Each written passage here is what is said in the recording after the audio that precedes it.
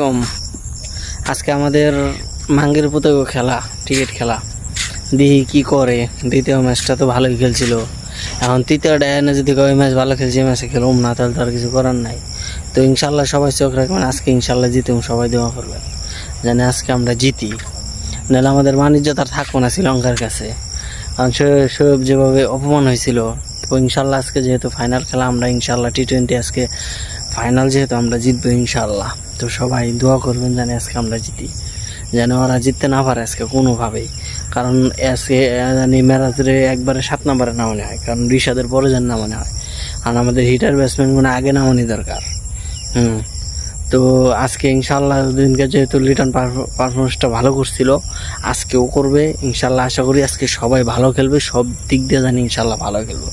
ভালো খেলে ইনশাল্লাহ আজকে আমরা জিতবো, আল্লাহ ভরসা। আমাদের মানজত আজকে থাকবে, দেখা যাক কি হয়। সবাই খেলা দেখা নিয়ে রেডি হয়ে যান, 7:30 খেলা।